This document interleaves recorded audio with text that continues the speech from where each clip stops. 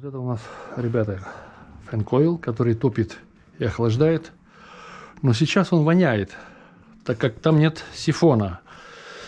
Но из моих наблюдений или пониманий, или соображений, сифон проблему не решит. Так как конденсат собирается, когда охлаждают.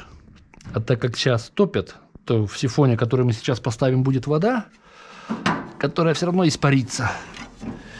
Но если люди хотят, то почему нет?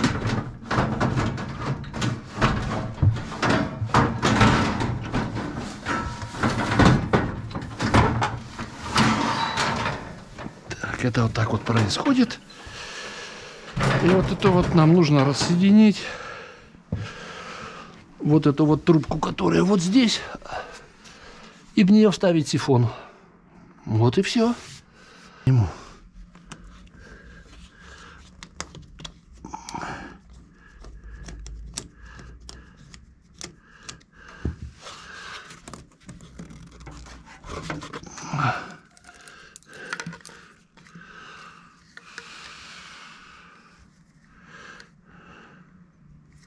Так, вот сейчас мы отрезаем.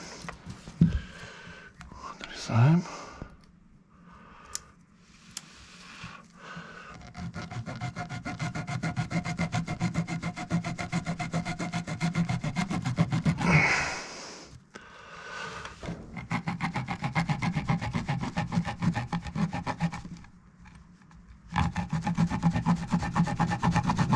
Так, есть. Вот тут снизу будет держаться супер. А сверху будут проблемы. Так.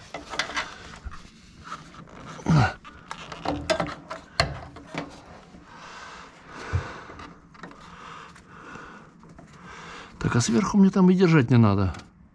Ничем.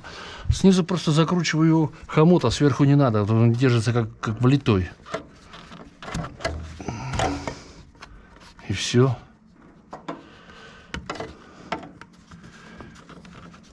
И вопрос решен. Девочки и мальчики.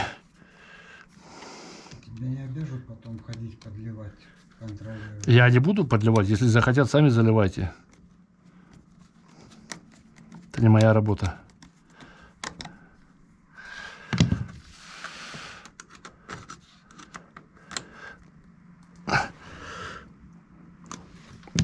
Так, подожди, а если я вот так вот теоретически, да, вот это вот сюда вставлю, надену ли я на то потом?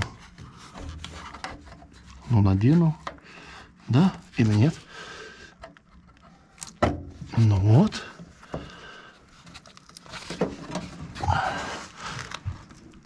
Ну, все, там даже хомут не нужен. Класс. Да, Борисыч. Не, ну учимся, учимся. Наливаем воду.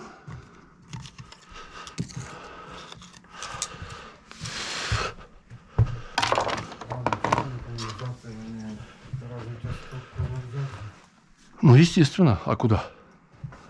Просто на улицу.